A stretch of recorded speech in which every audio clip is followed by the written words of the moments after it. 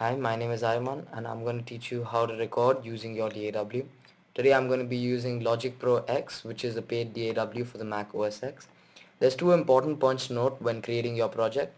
One is the input type. I prefer you use mono input type so that it creates one file and not two files. And the other point is to name your project well, because you need to be able to find it in future.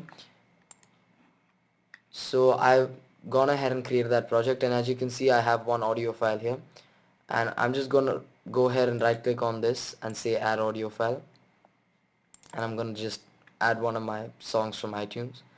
Just gonna let it import. So in the meantime, what you can do is you can go check your preferences, make sure all your settings are just right. So if you look in my settings, I have a 128 buffer size, which is quite low, so that there's very low latency, and I have 24-bit recording on. And if you were to go check your recording settings, go to metronome, you'll see that the click while recording option is checked, so do that, as you can check if your recording is in tune. So make a new audio track and name this,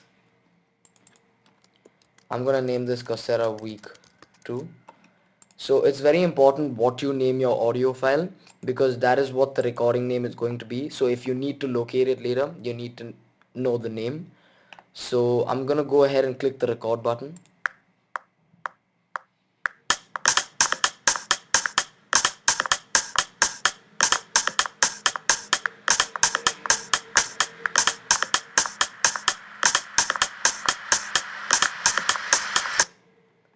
Okay, so I'm happy with that. I'm gonna mute the first track and start the recording over from the beginning.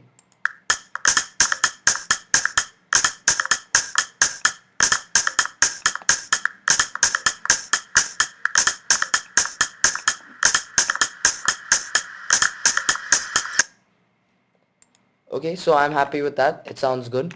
So I'm just going to show you how to locate this. So if I were to hit the save option, it says save as. I'm going to name this Coursera project and save. So if I were to go to my Finder, I can go to my music, and here's that folder, Logic. So just open that up, and here it is, Coursera project. So as you can see, there's one project file. There's a bunch of freeze files if you were to freeze anything. I haven't, so this is empty. This is an empty folder. And there's a folder named audio files. So if I were to open that, there you go. So there's my original .aif file, what I imported into track 1, and this is my recording, the first recording, and it's named Coursera week 2, as you can see, which is exactly what I had named it here in the DAW. So you can see how important naming your files is. It's an essential part of recording, and I recommend you to take more than one recording, because this wasn't really perfect, but I don't have much time.